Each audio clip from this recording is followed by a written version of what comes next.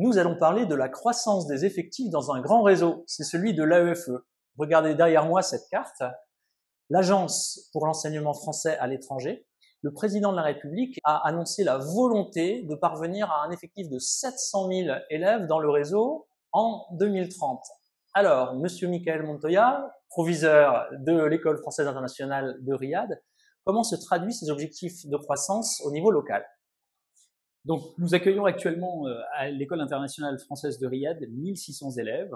Donc, notre objectif est d'en accueillir 1700 et avec un potentiel de développement qui pourrait aller bien au-delà. L'Arabie Saoudite étant un des pays de notre zone avec l'Égypte et les Émirats Arabes Unis, des pays dynamiques, des pays à fort potentiel d'attractivité. Donc, les familles de nos élèves qui viennent s'installer ici en Arabie Saoudite souhaitent, soit dans la continuité de la scolarité qu'ils ont déjà eue dans un autre établissement du réseau ou en France, inscrire leurs élèves dans un établissement homologué comme le nôtre ici à Riyad.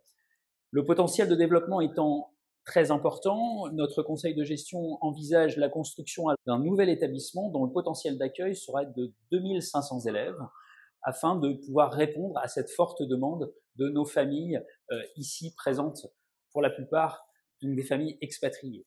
Bien qu'il y ait désormais une partie de notre population scolaire qui soit composée d'élèves saoudiens qui ont une autorisation spécifique du ministère saoudien pour être scolarisés ici dans notre établissement. Donc sur le volet immobilier, comment ça va se passer?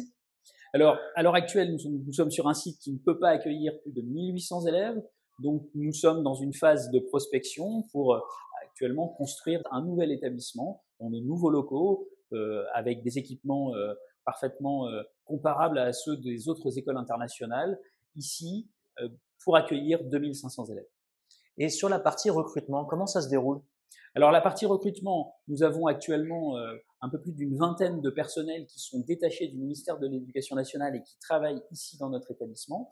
Et ces personnels détachés, donc titulaires de l'Éducation nationale, sont complétés par des personnels de droit locaux qui sont, pour certains, peuvent être titulaires ici en disponibilité et qui sont la plupart d'entre eux des conjoints ou des conjointes de personnes qui vivent ici à Riyad et donc qui viennent travailler pour quelques années dans notre établissement.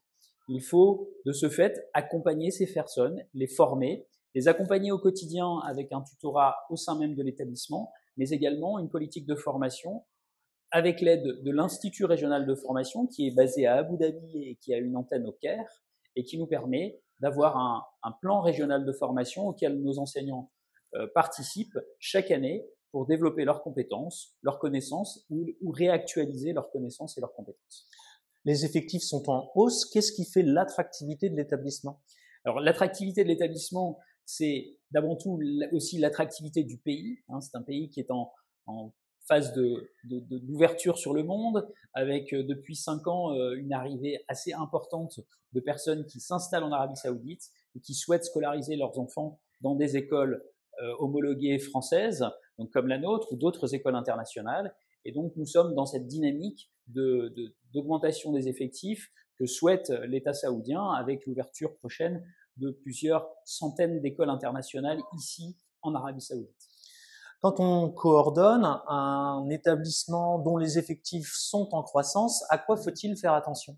Alors, il faut être vigilant par rapport à la problématique du climat scolaire, qu'il y a plus d'élèves, forcément il faut être attentif à cela, au bien-être des élèves, au bien-être des personnels. Donc c'est vraiment un point sur lequel nous allons et nous apportons une attention toute particulière.